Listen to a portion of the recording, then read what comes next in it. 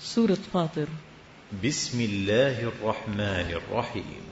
الحمد لله فاطر السماوات والأرض جاعل الملائكة رسلا أولي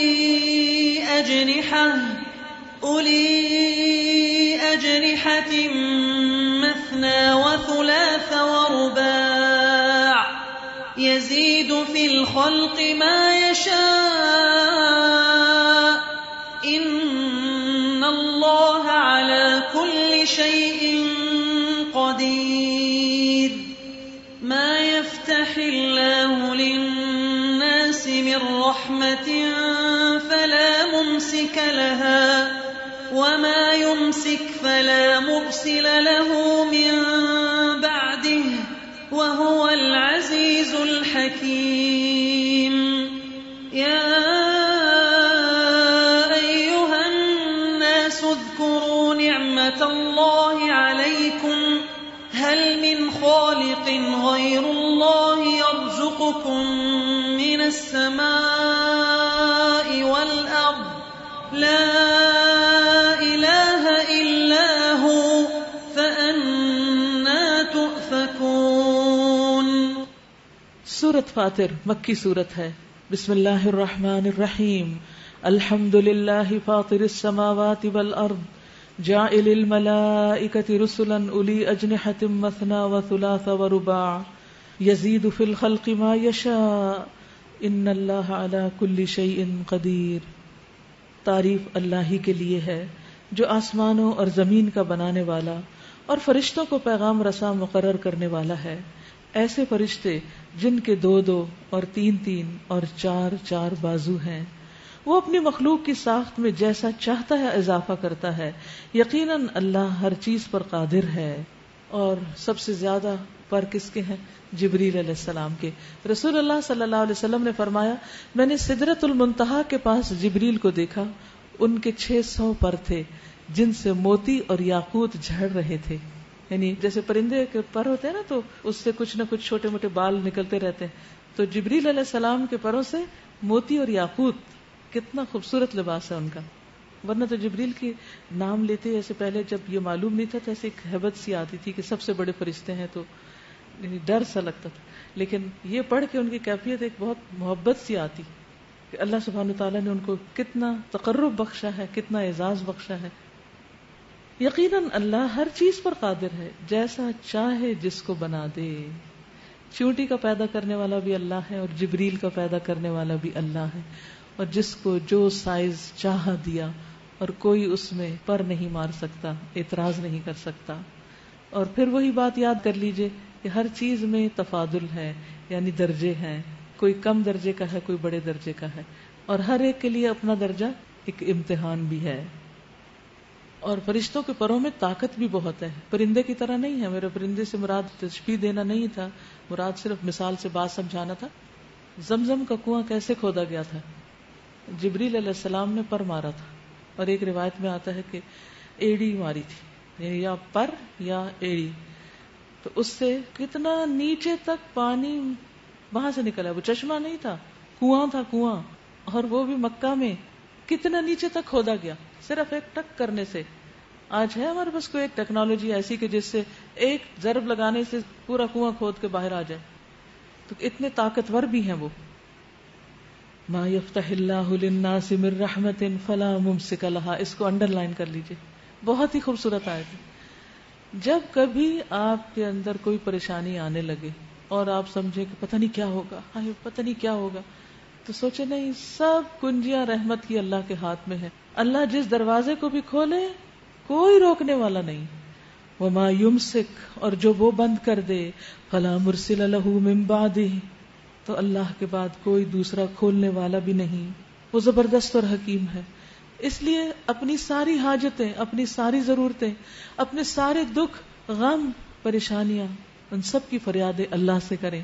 ذاتی غم ہو یا امت کا غم ہو, سب کے لیے.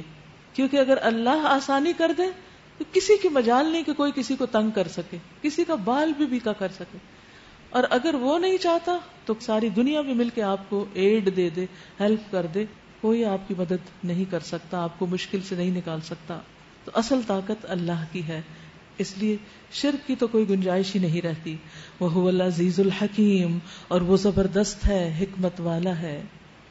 یا ایھا الناس اذکروا نعمت اللہ علیکم، اس کو بھی انڈر لائن کریں.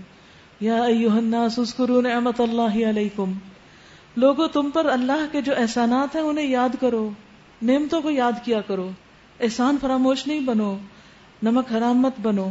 ما بکم من نعمت فمن اللہ، جو بھی نعمت تمہارے پاس ہے وہ اللہ ہی کی طرف سے ہے، اس لیے اللہ کا شکر ادا کرتے رہو.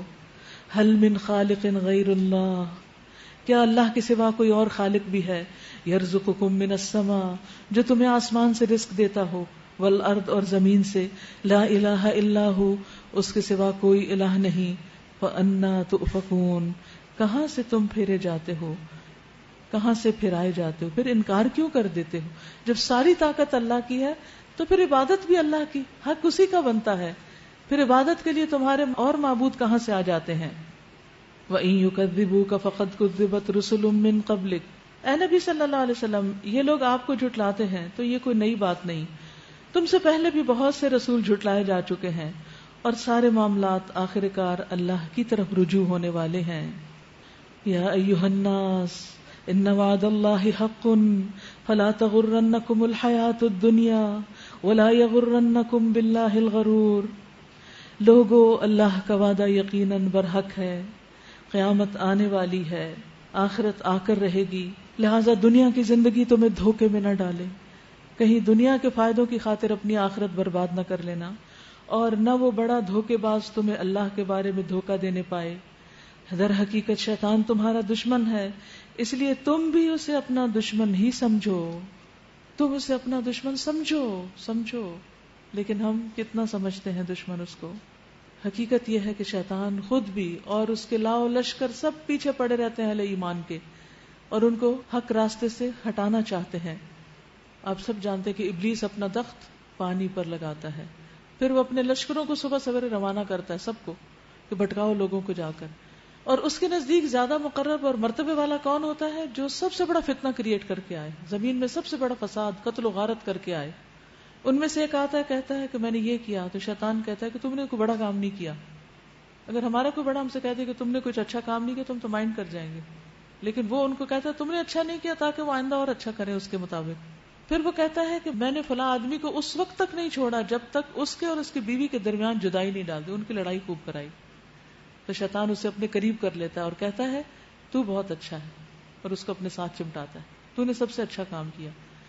تو بی اویئر، بی کیئرفل، خصوصاً اپنے گھریلو تعلقات، شوہر بیوی کے تعلقات کے بارے میں، کہ کسی قیمت پر اس میں رکھنا نہ آنے دیں، اس کو بگڑنے نہ دیں، کیونکہ پھر شیطان اور بہت سے فسادات اس کے ذریعے سے پیدا کر لیتا ہے.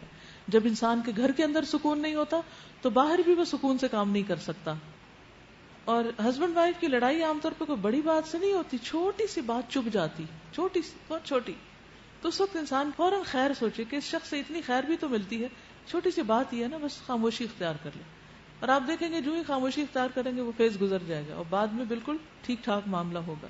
لیکن اگر آپ چیخ چلا کر اور مسلسل چیختے چلاتے رہیں تو پھر کیا ہوگا نتیجہ؟ بعض اوقات بہت بھیانک نتائج سامنے آ جاتے ہیں.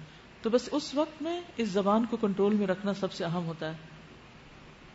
در حقیقت شیطان تمہارا دشمن ہے، تمہارے گھر کب بسنے دے گا، اس لیے تم بھی اسے اپنا دشمن ہی سمجھو. وہ تو اپنے پیروکاروں کو اپنی راہ پر اس لیے بلا رہا ہے کہ وہ دوزخیوں میں شامل ہو جائیں. جو لوگ کفر کریں گے ان کے لیے سخت عذاب ہے، اور جو ایمان لائیں گے اور نیک عمل کریں گے ان کے لیے مغفرت اور بڑا اجر ہے. بھلا کچھ ٹھکانہ ہے اس شخص کی گمراہی کا جس کے لیے اس کا برا عمل خوشنما بنا دیا گیا. استغفر اللہ، یعنی انسان گناہ کرے اور اس پر خوش بھی ہو. سوچئے، غور کیجئے، وہ کون سا ایسا گناہ ہے جو کر کے آپ کو بڑا مزہ آتا ہے؟ کچھ لوگوں کو دوسروں کو ستا کے بڑا مزہ آتا ہے. ابھی آپ نے دیکھا نا ستانے کا انجام کیا ہوگا. لیکن کچھ لوگوں کی ہابی ہوتی ہے صرف دوسروں کو ٹیز کرتے رہنا، چھیڑتے رہنا، تنگ کرنا، پریشان کرنا، گالی گلوچ کرنا، کچھ نہ کچھ شروع کیے ہی رکھنا. تو اس سے بچنے کی ضرورت ہے. تو ایسا شخص جس کا عمل برا ہے اور وہ اس پہ خوش ہوتا ہے اور ناز کرتا ہے اور اکڑتا ہے اور بگڑتا ہے کہ میں نے بڑا اچھا کام کیا، اور وہ اسے اچھا سمجھ رہا ہو. حقیقت یہ ہے کہ اللہ جسے چاہتا ہے گمراہی میں ڈال دیتا ہے، اور جسے چاہتا ہے راہ راست دکھا دیتا ہے. اس سے ڈرنے کی بات ہے، بہت ڈرنے کی. کہیں ایسا نہ ہو کہ ہم سیدھے رستے پہ چلتے چلتے گمراہی کی طرف چلے جائیں. نبی صلی اللہ علیہ وسلم بہت کثرت سے دعا پڑھتے تھے، اللہم یا مقلب القلوب ثبت قلبی علی دینک یا مصرف القلوب صرف قلوبنا علی طاعتک، کہ اللہ ہمارے دلوں کو اپنی اطاعت پہ جما کے رکھنا، بھٹک نہ جائیں. بعض اوقات ایک انسان کی ساری زندگی نیکیوں میں گزری ہوتی ہے اور آخری عمر میں آ کے کوئی ایسا بگاڑ کرتا ہے، ایسا برا کام کرتا ہے اور اس پر خوش بھی ہوتا ہے کہ اس کا سب کچھ کیا دھرا ضائع ہو جاتا ہے. تو اس سے بچنے کی ضرورت ہے. فلا تذهب نفسك عليهم حسرات، پس اے نبی خامخواہ آپ کی جان ان لوگوں کی خاطر غم اور افسوس میں نہ گھلے. جو کچھ یہ کر رہے ہیں اللہ اس کو خوب جانتا ہے. وہ اللہ ہی تو ہے جو ہواؤں کو بھیجتا ہے، پھر وہ بادل اٹھاتی ہیں، پھر ہم اسے ایک اجاڑ علاقے کی طرف لے جاتے ہیں اور اسی زمین کو جلا اٹھاتے ہیں جو مری پڑی تھی. مرے ہوئے انسانوں کا جی اٹھنا بھی بس ایسے ہی ہوگا جیسے بارش سے پودے نکل آتے ہیں. حالانکہ پودے اندر تو کچھ نہیں ہوتے، کوئی چیز نہیں ہوتے، وہ باہر نکل کے پودے بنتے ہیں. من کان یرید العزت فللہ العزت جميعا، جو کوئی عزت چاہتا ہو، سبھی چاہتے ہیں، اسے معلوم ہونا چاہیے کہ عزت ساری کی ساری اللہ کے پاس ہے. تو پھر ہمیں کس سے مانگنی چاہیے، ڈیمانڈ کس سے کرنی چاہیے؟ اور پھر روتے ہوئے یہ نہیں کہنا جو فلاں میری عزت نہیں کرتا، اس سے کوئی فرق نہیں پڑتا. ایسے شکوے اور کمپلینٹ جو ہے نا بیکار ہیں، کہ بچے میری عزت نہیں کرتے اور بھائی میری عزت نہیں کرتے، یہ فضول کی باتیں. عزت اللہ کے پاس ہے، جسے چاہتا دیتا ہے. یعنی تم اچھے کام کرو، اللہ کے حکم اور مرضی کے مطابق کام کرتے رہو، عزت اللہ تعالیٰ خود ہی دے دے گا. یعنی انسان کو جن چیزوں کے جانے کا خوف ہوتا ہے اس میں سے مال جان کے علاوہ ایک عزت بھی ہوتی کہ ناک پر مکھی نہ بیٹھ جائے. یعنی اگر اللہ کے راستے میں ہماری کوئی بے عزتی ہو بھی جائے تو سوچنا چاہیے کہ کیا فرق پڑتا ہے، کیا ہوگا، عزت تو اللہ کی. دیکھیے پھر کوئی غم باقی رہے گا. کسی نے آپ کو کچھ بھی کہہ دیا، بڑے سے بڑا کوئی برا لقب دے دیا، جیسے اس زمانے میں نبی صلی اللہ علیہ وسلم کو مجنون، شاعر وغیرہ کیا کچھ کہتے تھے. کیا اس سے آپ کی شان میں کوئی کمی ہو گئی؟ وہ ایسے لگتا ہے فضول کی باتیں، فنی لگتی ہیں وہ باتیں کہ آپ کو شاعر کہہ رہے ہیں، یہ کیا بات ہوئی، آپ پہ تو فٹ ہی نہیں آتا، اٹ ڈزنٹ میک سینس. تو اسی طرح بعض باتیں جو آپ پر چسپاں کی جاتی ہیں وہ آپ پہ بھی فٹ نہیں آتی. تو اس لیے ان باتوں پہ رونا دھونا نہیں، خصوصاً جو دین کا کام کرنے والے لوگ ہیں. اللہ کے راستے میں نکلیں گے، مشکلات آئیں گی، باتیں بنیں گی، تو پھر رو کے نہیں بیٹھ جانا کہ میں تو نہیں اب کر رہی کیونکہ اتنی باتیں کرتے ہیں لوگ. نہیں، کرتے رہیں. عزت تو اللہ کی ہے، ہماری تھوڑی ہے. اور یہ عزت بنانے تھوڑی نکلے باہر، سب کچھ قربان کر کے نکلے یا اس کا عزم لے کر. الیہ یصعد الکلم الطیب والعمل الصالح یرفعہ، اس کے ہاں جو چیز اوپر چڑھتی ہے وہ صرف پاکیزہ قول ہے، پاک کلمات، ذکر صالح، اور عمل صالح اس کو اوپر چڑھاتا ہے. یعنی نماز پڑھ کے ذکر کر کے دعا کرو، قبول ہوگی، پریشانیاں دور ہوں گی. والذین یمکرون السیئات لہم عذاب شدید، رہے وہ لوگ جو بےہودہ چال بازیاں کرتے ہیں ان کے لیے سخت عذاب ہے. یعنی تمہارے صبر پر اجر اور ان کی چال بازیوں پر سزا، اور ان کا مکر خود ہی غارت ہونے والا ہے. اللہ نے تم کو مٹی سے پیدا کیا، پھر نطفے سے، پھر تمہارے جوڑے بنا دیے، یعنی مرد اور عورت. کوئی عورت حاملہ نہیں ہوتی، نہ بچہ جنتی ہے، مگر یہ سب کچھ اللہ کے علم میں ہوتا ہے. ڈاکٹرز کو اور دوسرے لوگوں کو بعد میں پتا چلتا ہے، یہ سب اللہ کو پتا چلتا ہے. وَمَا يُعَمَّرُ مِن مُعَمَّرٍ وَلَا يُنْقَصُ مِنْ عُمُرِهِ إِلَّا فِي كِتَابٍ إِنَّ ذَلِكَ عَلَى اللَّهِ يَسِيرٌ. کوئی عمر پانے والا عمر نہیں پاتا اور نہ کسی کی عمر میں کچھ کمی ہوتی ہے، مگر یہ سب کچھ ایک کتاب میں لکھا ہوتا ہے. تو اس لیے موت سے بھی نہیں ڈرنا چاہیے. تو لکھا ہے، وقت جب آنی ہوگی آ جائے گی، اور جس جگہ آنی ہے وہیں آئے گی. تو اس لیے اس چھت کے نیچے بیٹھ کے ڈرنے کی ضرورت نہیں کہ یہ ہمارے اوپر نہ گرے، کیونکہ کچھ لوگوں کو فوبیاز ہوتے ہیں نا.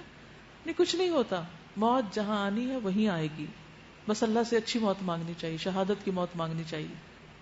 اور پانی کے دونوں ذخیرے یکساں نہیں، ایک میٹھا اور ایک پیاس بجھانے والا، پینے میں خوشگوار، دوسرا سخت کھاری کہ حلق چھیل دے، مگر دونوں سے تم تر و تازہ گوشت حاصل کرتے ہو، پہننے کے لیے زینت کا سامان نکالتے ہو.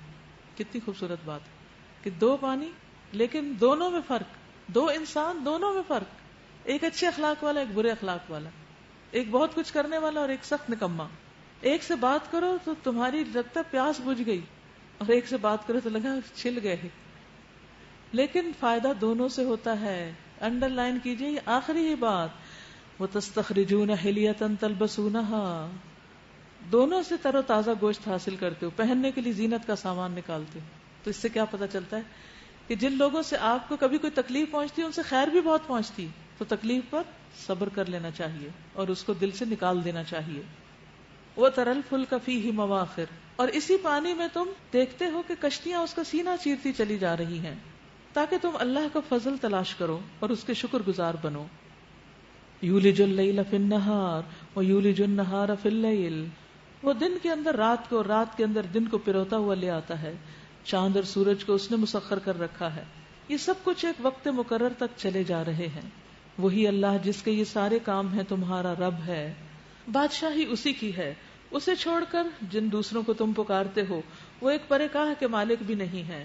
انہیں پکارو تو وہ تمہاری دعائیں سن نہیں سکتے، سن لیں تو ان کا تمہیں کوئی جواب نہیں دے سکتے، اور قیامت کے روز وہ تمہارے شرک کا انکار کر دیں گے.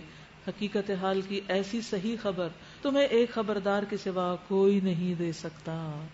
لوگو تم اللہ ہی کے محتاج ہو اور اللہ تو غنی اور حمید ہے. وہ چاہے تو تمہیں ہٹا کر کوئی نئی خلقت تمہاری جگہ لے آئے. ایسا کرنا اللہ کے لیے کچھ بھی دشوار نہیں. کوئی بوجھ اٹھانے والا کسی دوسرے کا بوجھ نہ اٹھائے گا، اور اگر کوئی لدا ہوا نفس اپنا بوجھ اٹھانے کے لیے پکارے گا تو اس کے بار کا ایک ادنا حصہ بھی بٹانے کے لیے کوئی نہیں آئے گا. آج جو کچھ ہم کرتے اس کے ریسپانسبل ہم خود ہیں، چاہے وہ قریب ترین رشتہ دار ہی کیوں نہ ہو، باپ بیٹا بہن بھائی کیوں نہ ہو. اے نبی صلی اللہ علیہ وسلم، تم صرف انہی لوگوں کو متنبہ کر سکتے ہو جو بن دیکھے اپنے رب سے ڈرتے ہیں اور نماز قائم کرتے ہیں. ان کے دل نرم ہوتے. کل ہم نے پڑھا تھا نماز برائی سے روکتی، تو جو نماز پڑھتا ہے اس کا دل نرم ہوتا ہے، اس کو ہدایت کی بات اثر کرتی ہے.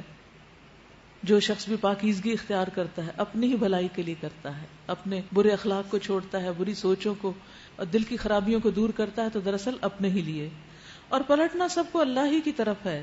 اندھا اور آنکھوں والا برابر نہیں ہے، نہ تاریکیاں اور روشنی یکساں ہیں، نہ ٹھنڈی چھاؤں اور دھوپ کی تپش ایک جیسی ہے، اور نہ زندے اور مردے مساوی ہیں. اللہ جسے چاہتا ہے سنواتا ہے. مگر اے نبی صلی اللہ علیہ وسلم، تم ان لوگوں کو نہیں سنا سکتے جو قبروں میں مدفون ہیں. کبھی کسی کو پہلا لیکچر دینا ہوتا ہے، ان آیات پر میں نے ایک لیکچر دیا ہے، انسان اللہ کا محتاج ہے. وہ آپ بے دریغ دے سکتے کیونکہ ہر شخص کو اللہ تعالیٰ کی ضرورت ہے اور سوچنے سمجھنے کی. تو اس معاملے میں اندھا اور دیکھنے والا ایک جیسے نہیں، تو پھر دین جاننے والا اور نہ جاننے والا ایک جیسے کیسے ہو سکتے؟ اندھیرے اور روشنی ایک جیسا نہیں. وہ جو اللہ کے بارے میں کچھ جانتا نہیں اور وہ جو جانتا ہے کیسے ایک جیسے ہو سکتے؟ ولا الظل ولا الحرور، سایہ اور ٹھنڈک اور گرمی ایک جیسے نہیں ہو سکتے. ابھی بجلی کا جانا اور نہ جانا ایک جیسا نہیں ہو سکتا. تو ان دونوں چیزوں میں فرق ہے. اس لیے اچھا کرنا اور برا کرنا، دین کو سمجھنا اور نہ سمجھنا، دین کے لیے کچھ کرنا اور نہ کرنا برابر نہیں ہوتے. لیکن سمجھتا کون ہے؟ جس کا دل زندہ ہو. انا ارسلناک بالحق بشیرا ونذیرا، ہم نے تم کو حق کے ساتھ بھیجا، بشارت دینے والا اور ڈرانے والا بنا کر. اور کوئی امت ایسی نہیں گزری جس میں کوئی متنبہ کرنے والا نہ آیا ہو. اب اگر یہ لوگ تمہیں جھٹلاتے ہیں تو ان سے پہلے گزرے ہوئے لوگ بھی جھٹلا چکے ہیں. ان کے پاس ان کے رسول کھلے دلائل اور صحیفے اور روشن ہدایات دینے والی کتاب لے کر آئے تھے. پھر جن لوگوں نے نہ مانا ان کو میں نے پکڑ لیا، اور دیکھو کہ میری سزا کیسی سخت تھی. کیا تم دیکھتے نہیں کہ اللہ آسمان سے پانی برساتا ہے اور پھر اس کے ذریعے سے ہم طرح طرح کے پھل نکال لاتے ہیں جن کے رنگ مختلف ہوتے ہیں. پہاڑوں میں بھی سفید، سرخ اور گہری سیاہ دھاریاں پائی جاتی ہیں جن کے رنگ مختلف ہوتے ہیں. سبحان اللہ، اس آرٹ کا کون مقابلہ کر سکتا ہے؟ اور اسی طرح انسانوں اور جانوروں اور مویشیوں کے رنگ بھی مختلف ہیں. انما یخشی اللہ من عبادہ العلماء ان اللہ عزیز غفور. حقیقت یہ ہے کہ اللہ کے بندوں میں سے صرف علم رکھنے والے لوگ اس سے ڈرتے ہیں. خشیت صرف علم والوں کو ہوتی ہے. بے شک اللہ زبردست اور درگزر فرمانے والا ہے. علم والے ہی اللہ سے ڈرتے ہیں. علم تو بہت ہے، کائنات کا علم بھی انسان کے اندر اللہ کی ہیبت پیدا کرتا ہے، لیکن سب سے زیادہ جو علم انسان کو دوسروں سے مختلف بناتا ہے وہ قرآن کا علم ہے.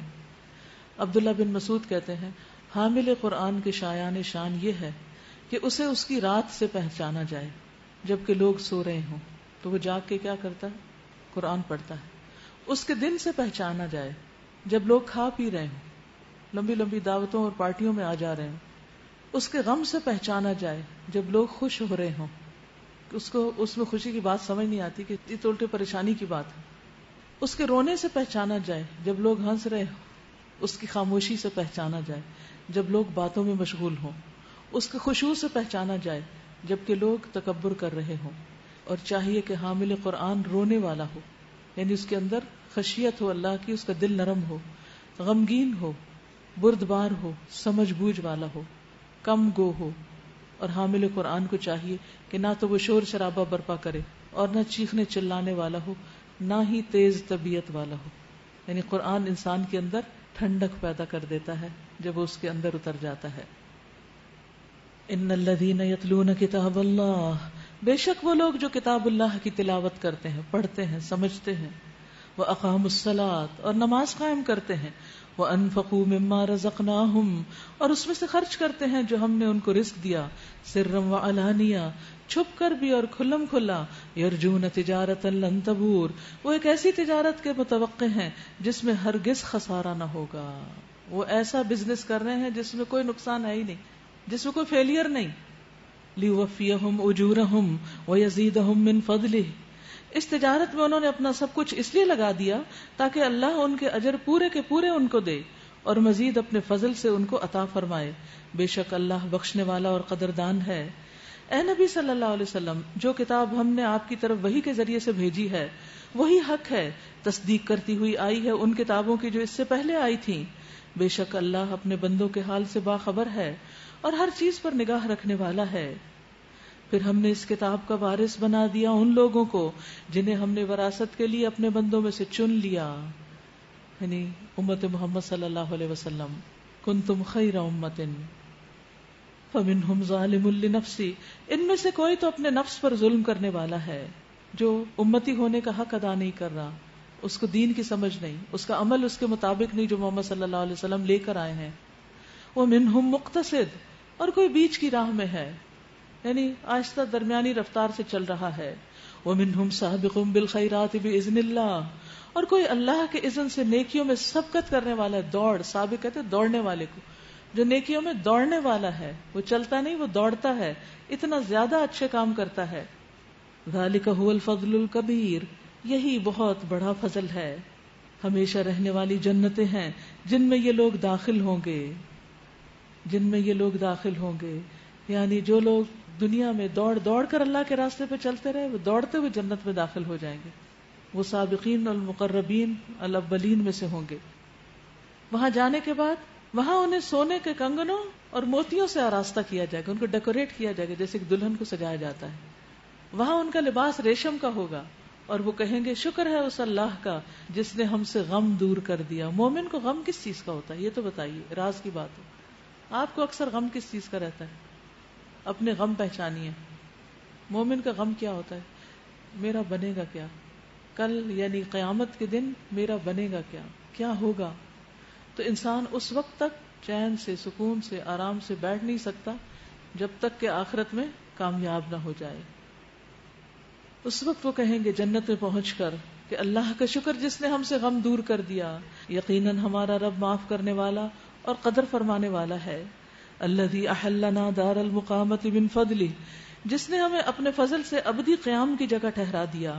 اب یہاں نہ ہمیں کوئی مشقت پیش آنی ہے اور نہ تکان لاحق ہوتی ہے، یعنی ادھر نہ کوئی کام ہارڈ ورک ہے، نہ مشکل ہے، نہ تھکاوٹ ہے، ریسٹ ہی ریسٹ ہے، آرام ہی آرام ہے. اور جن لوگوں نے کفر کیا ان کے لیے جہنم کی آگ ہے، نہ ان کا قصہ پاک کر دیا جائے گا کہ وہ مر جائیں، اور نہ ان کے لیے جہنم کے عذاب میں کوئی کمی کی جائے گی. اللہ اکبر. اس طرح ہم بدلہ دیتے ہیں ہر اس شخص کو جو کفر کرنے والا ہو. وہاں وہ چیخ چیخ کر کہیں گے اے ہمارے رب ہمیں یہاں سے نکال تاکہ ہم نیک عمل کریں ان اعمال سے مختلف جو پہلے کرتے تھے. یعنی جو دنیا میں پہلے غلط کام کیا اب ہم بالکل نہیں کریں گے، ہمیں ہوش آ گئی، ایک دفعہ واپس بھیج دو. لیکن کیا انہیں واپس بھیج دیا جائے گا؟ ان کی چیخیں، تھوڑی دیر بھی اگر انسان روئے نا تو اس کے بعد کتنا تھک جاتا ہے. تو جہنم میں پہلے ہی تھکاوٹ ہوگی آگ سے جلنے کی، اوپر سے اور چیخنا. رسول اللہ صلی اللہ علیہ وسلم نے فرمایا میرے پاس 2 آدمی آئے، انہوں نے مجھے بازوؤں سے پکڑا اور مجھے ایک دشوار گزار پہاڑ کے پاس لے گئے. انہوں نے مجھے کہا اس پر چڑھو. میں نے کہا مجھ میں تو اتنی طاقت نہیں کہ اس پہاڑ پہ چڑھوں. انہوں نے کہا ہم تیرے لیے آسان کر دیں گے. سو میں نے چڑھنا شروع کر دیا. جب میں پہاڑ کی چوٹی پہ پہنچا تو شدید قسم کی آوازیں سنائی دی. میں نے پوچھا یہ آوازیں کیسی ہیں؟ انہوں نے کہا یہ جہنمیوں کی چیخ پکار ہے.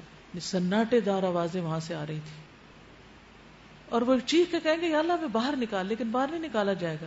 وہ کہیں گے ہم اب نہیں جھوٹ بولیں گے، اب چوری نہیں کریں گے، زنا نہیں کریں گے، حرام کام نہیں کریں گے، لیکن اب موقع گزر گیا. اللہ تعالیٰ فرمائیں گے اولم نعمرکم ما یتذکر فیہ من تذکر وجاءکم النذیر فذوقوا فما للظالمین من نصیر. انہیں جواب دیا جائے گا کیا ہم نے تم کو اتنی عمر نہ دی تھی جس میں کوئی سبق لینا چاہتا تو سبق لے سکتا تھا؟ یعنی سیکھنے کے لیے کافی وقت دیا تھا تمہیں، کئی سال. دیکھیے ایک سال میں 365 دن ہوتے ہیں، ایک دن میں 24 گھنٹے ہوتے ہیں. کتنا وقت ہے ہمارے پاس، کتنا گزار چکے ہیں، اور کتنا ہر روز ہمیں ملتا ہے کہ ہم توبہ کر کے اپنی اصلاح کر لیں. اور تمہارے پاس متنبع کرنے والا بھی آ چکا تھا، اب مزہ چکھو، ظالموں کا یہاں کوئی مددگار نہیں.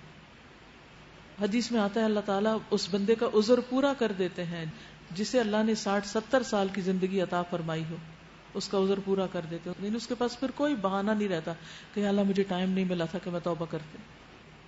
ان اللہ عالم غیب السماوات والارض انہ علیم بذات الصدور. بے شک اللہ آسمانوں اور زمین کی ہر پوشیدہ چیز سے واقف ہے، وہ تو سینوں کے چھپے ہوئے راز تک جانتا ہے. وہی تو ہے جس نے تم کو زمین میں خلیفہ بنایا. اب جو کوئی کفر کرتا ہے اس کے کفر کا وبال اسی پر ہے، اور کافروں کو ان کا کفر اس کے سوا کوئی ترقی نہیں دیتا کہ ان کے رب کا غضب ان پر اور زیادہ سے زیادہ بھڑکتا چلا جاتا ہے. کافروں کے لیے خسارے میں اضافے کے سوا کوئی ترقی نہیں. اے نبی صلی اللہ علیہ وسلم ان سے کہیے کیا تم نے دیکھا بھی ہے اپنے ان شریکوں کو جنہیں تم اللہ کو چھوڑ کر پکارتے ہو؟ مجھے بتاؤ انہوں نے زمین میں کیا پیدا کیا ہے، آسمانوں میں ان کی کیا شرکت ہے؟ اگر یہ نہیں بتا سکتے تو ان سے پوچھو کیا ہم نے انہیں کوئی تحریر لکھ کر دی ہے جس کی بنا پر یہ اپنے اس شرک کے لیے کوئی صاف سند رکھتے ہوں؟ نہیں، بلکہ یہ ظالم ایک دوسرے کو محض فریب کے جھانسے دیے جا رہے ہیں. حقیقت یہ ہے کہ اللہ ہی ہے جو آسمانوں اور زمین کو ٹل جانے سے روکے ہوئے ہے، اور اگر وہ ٹل جائیں تو اللہ کے بعد کوئی دوسرا نہیں جو انہیں تھام لے.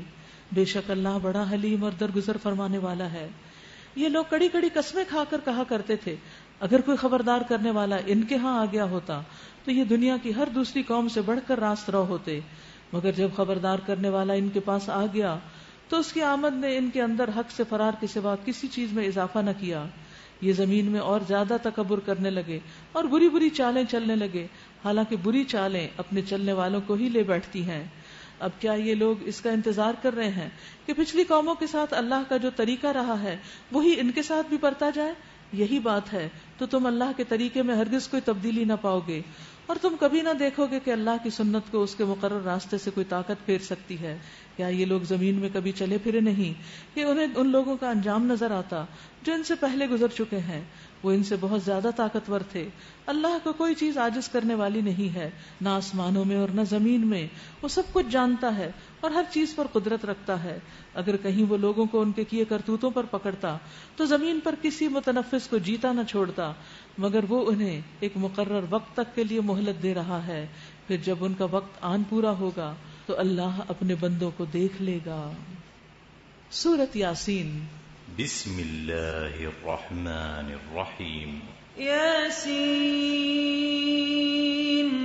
والقرآن الحکیم انک لمن المرسلین علی صراط مستقیم تنزیل العزیز الرحیم لتنذر قوما ما انذر آباؤهم فهم غافلون لقد حق القول على أكثرهم فهم لا يؤمنون إنا جعلنا في أعناقهم أغلالا فهي إلى الأذقان فهم مقمحون وجعلنا من بين أيديهم سدا ومن خلفهم سدا فأغشيناهم فهم لا يبصرون وسواء عليهم أأنذرتهم تنذرهم لا يؤمنون إنما تنذر من اتبع الذكر وخشي الرحمن بالغيب فبشره بمغفرة وأجر کریم. سورۃ یاسین. بسم اللہ الرحمن الرحیم. یاسین والقرآن الحکیم انک لمن المرسلین علی صراط مستقیم تنزیل العزیز الرحیم. شروع کرتی ہوں اللہ کے نام سے جو بے انتہا مہربان نہایت رحم فرمانے والا ہے. یاسین، قسم ہے قرآن حکیم کی کہ تم یقیناً رسولوں میں سے ہو، یعنی قرآن گواہ ہے، حکمت سے بھرپور قرآن کہ تم اللہ کی طرف سے بھیجے گئے ہو، اور جو کلام تم انہیں پیش کر رہے ہو وہ کسی انسان کا بنایا ہوا لکھا ہوا نہیں، سیدھے راستے پر ہو. اور یہ قرآن غالب اور رحیم ہستی کا نازل کردہ ہے تاکہ تم خبردار کرو ایک ایسی قوم کو جن کے باپ دادا خبردار نہ کیے گئے تھے اور اس وجہ سے وہ غفلت میں پڑے ہوئے ہیں. ان میں سے اکثر لوگ فیصلے عذاب کے مستحق ہو چکے ہیں، اسی لیے وہ ایمان نہیں لاتے. یعنی قرآن کس لیے آیا ہے؟ تاکہ غفلت میں سوئے ہوئے لوگوں کو جگایا جائے. اور بہت سے لوگ ایمان نہیں لاتے کیونکہ ان کی قسمت میں ہی نہیں. ہم نے ان کی گردنوں میں توق ڈال دیے ہیں جن سے وہ ٹھوڑیوں تک جکڑے گئے ہیں، اس لیے وہ سر اٹھائے کھڑے ہیں. ہم نے ایک دیوار ان کے آگے کھڑی کر دی ہے اور ایک دیوار ان کے پیچھے. ہم نے انہیں ڈھانک دیا ہے، انہیں اب کچھ نہیں سوچتا. یعنی نہ ماضی سے سبق لیتے ہیں نہ مستقبل سے، اور اکڑ اور تکبر ایسا ہے جیسے گلے میں توق ڈلا ہوا ہو کہ کچھ بھی سننے، سمجھنے اور ماننے کو تیار نہیں. اس لیے ایسے لوگ آپ کی بات نہیں مانیں گے. یہ ہوپلیس کیسز ہیں، ان کے لیے یکساں ہے. تم انہیں خبردار کرو یا نہ کرو یہ نہ مانیں گے. تم تو اسی شخص کو خبردار کر سکتے ہو جو نصیحت کی پیروی کرے اور بن دیکھے خدا رحمان سے ڈرے، جو بن دیکھے اللہ رب العالمین سے ڈرے. خشی الرحمن بالغیب، یعنی رحمان تو رحم فرمانے والا ہے لیکن پھر بھی وہ ان سے ڈرتے ہیں. تو اس سے کیا پتہ چلتا ہے کہ اللہ سبحانہ وتعالیٰ کی رحمت کا جب ہمیں پتہ چلے تو ہمیں ڈر نہیں ہو جانا چاہیے. انا نحن نحیی الموتى ونکتب ما قدموا وآثارهم، ہم یقیناً ایک روز مردوں کو زندہ کرنے والے ہیں، جو کچھ افعال انہوں نے کیے ہیں وہ سب ہم لکھتے جا رہے ہیں. ہمارے سارے اعمال براہ راست اللہ کی نظر میں ہونے کے علاوہ فرشتوں کے ذریعے لکھوائے بھی جا رہے ہیں، اور جو کچھ آثار انہوں نے پیچھے چھوڑے ہیں وہ بھی ہم ضبط کر رہے ہیں. ہر چیز کو ہم نے ایک کھلی کتاب میں درج کر رکھا ہے. نامہ اعمال، رجسٹر تیار ہو رہا ہے. اس میں خاص طور پر یہ جو بات کی گئی نا، ایک تو وہ کام جو ہم خود ہر وقت کر کے آگے بھیج رہے ہیں، اور ایک وہ جو ہم امپریشنز دوسروں پہ چھوڑ رہے ہیں، اور وہ عمل جو ہمارے بعد میں ہمارے لیے صدقہ جاریہ بنے گے. وہ کون سے ہیں؟ نبی صلی اللہ علیہ وسلم نے فرمایا کہ انسان جب فوت ہو جاتا ہے تو اس کا نامہ اعمال بند کر دیا جاتا ہے سوائے 3 چیزوں کے: ولد صالح یدعو لہ، نیک بچہ جو ماں باپ کے لیے دعائیں کرے، او علم ينتفع به، ایسا علم جس سے فائدہ اٹھایا جائے، اور وہ مال جو صدقہ جاریہ بنے. حدیث سے یہ بھی پتہ چلتا ہے کہ انسان کے پاؤں کے نشان بھی لکھے جاتے ہیں. انسان کدھر کدھر جاتا ہے وہ بھی لکھے جا رہے ہیں. ابو سعید خدری کہتے ہیں کہ بنو سلمہ کے لوگ مسجد سے دور رہتے تھے، قریب آنا چاہا انہوں نے، تو یہ آیت نازل ہو گئی.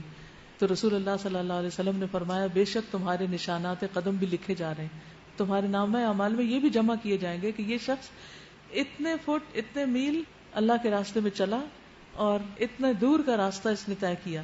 جو جتنی دور سے علم سیکھنے سکھانے اور اچھے اچھے کام کرنے کے لیے آتا جاتا ہے وہ سب بھی ضبط ہو رہا ہے، لکھا جا رہا ہے.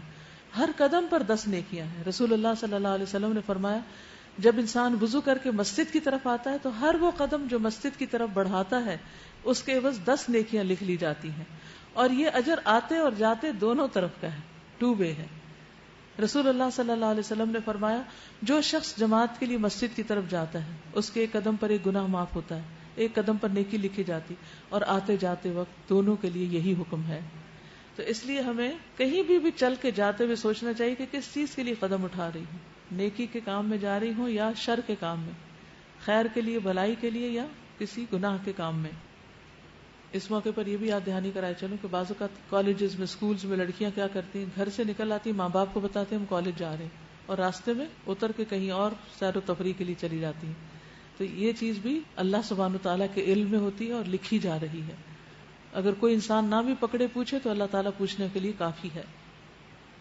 وَاضْرِبْ لَهُمْ مَثَلًا أَصْحَابَ الْقَرْيَةِ إِذْ جَاءَهَا الْمُرْسَلُونَ. انہیں مثال کے طور پر اس بستی والوں کا قصہ سنائیے جبکہ اس میں رسول آئے تھے. ہم نے ان کی طرف 2 رسول بھیجے اور انہوں نے دونوں کو جھٹلا دیا, بات ہی نہیں مانی. پھر ہم نے تیسرا مدد کے لیے بھیجا اور ان سب نے کہا ہم تمہاری طرف رسول کی حیثیت سے بھیجے گئے ہیں. بستی والوں نے کہا کچھ نہیں ہو تم مگر ہم جیسے چند انسان, اور رحمان نے ہرگز کچھ نازل نہیں کیا, تم محض جھوٹ بولتے ہو. رسولوں کو جھٹلا دیا. رسولوں نے کہا ہمارا رب جانتا ہے کہ ہم ضرور تمہاری طرف رسول بنا کر بھیجے گئے ہیں اور ہم پر صاف صاف پیغام پہنچا دینے کے سوا کوئی ذمہ داری نہیں. بستی والے کہنے لگے ہم تو تمہیں اپنے لیے منحوس سمجھتے ہیں, اگر تم باز نہ آئے تو ہم تم کو سنسار کر دیں گے اور ہم سے تم بڑی دردناک سزا پاؤ گے. رسولوں نے جواب دیا تمہاری فعل بد تو تمہارے اپنے ساتھ لگی ہوئی ہے, کیا یہ باتیں تم اس لیے کرتے ہو کہ تمہیں نصیحت کی گئی, یعنی اس لیے بگڑ رہے ہو؟ اصل بات یہ ہے کہ تم حد سے گزرے ہوئے لوگ ہو. وجاء من اقصى المدينة رجل يسعى قال يا قوم اتبعوا المرسلين اتبعوا من لا يسألكم اجرا وهم مهتدون. اتنے میں شہر کے دور دراز گوشے سے ایک شخص دوڑتا ہوا آیا, بولا اے میری قوم کے لوگوں, رسولوں کی پیروی اختیار کر لو, پیروی کرو ان لوگوں کی جو تم سے کوئی اجر نہیں چاہتے اور ٹھیک راستے پر ہیں. یعنی جہاں ایک طرف جھٹلانے والے تھے وہاں دوسری طرف دور سے سن کر ایک ماننے والا بھی آ گیا اور اللہ نے اس کا آنا قبول کر لیا اور اسے جنت میں بھیج دیا, اور ان کے اوپر تباہی آ گئی جس کی تفصیل کل اب انشاءاللہ ہم دیکھیں گے. وآخر دعوانا ان الحمدللہ رب العالمین. یہ چند پیمفلیٹس اور بکس آپ سے انٹروڈیوس کرانا چاہوں گی آج. ایک تو درود و سلام کے بارے میں آپ نے آج پڑھا ہے, کتنا ثواب ہے اس کا, لیکن ہماری عوام کی اکثریت کو اس کا پتہ نہیں. تو یہ پیمفلیٹ بہت ہی اچھا ہے, آپ فری میں ڈسٹریبیوٹ بھی کر سکتے ہیں, اپنے رشتہ داروں وغیرہ کو عید گفٹ کے ساتھ بھی دے سکتے ہیں. اسی طرح ایصال ثواب, ابھی جو ہم نے پڑھا کہ انسان جب فوت ہو جاتا ہے تو بعد میں کیا چیزیں اس کو فائدہ دیتی ہیں, اس کی تفصیل ہے. پھر ہڈن پرلز, پردے کا حکم کیا ہے, عورتیں خوبصورت موتی ہیں جن کو چھپا کے رکھنا چاہیے. پھر اسی طرح ازواج مطہرات کو کہا گیا کہ کیا چاہیے, دنیا چاہیے یا آخرت, اس پر یہ ایک لیکچر ہے تفصیل کے ساتھ. رسول اللہ صلی اللہ علیہ وسلم کی شادیوں پر لوگ بہت اعتراض کرتے ہیں, تو 1-2 گھنٹے کے پورے سپارے میں تو یہ نہیں تفصیل بیان ہو سکتی, تو اس پر یہ لیکچر موجود ہے. اور پھر یہ آخری آیت جو ہے ما قدموا وآثارہم, کیا آگے بھیجا اور کیا پیچھے چھوڑا, یہ آپ دوسروں کو گفٹ میں دے سکتے ہیں تاکہ وہ قرآن کی ان خاص آیتوں کو سن کر اللہ سبحانہ تعالیٰ کی طرف آ جائیں. سبحانک اللہم وبحمدک اشہد ان لا الہ الا انت استغفرک واتوب الیک. السلام علیکم ورحمۃ اللہ وبرکاتہ.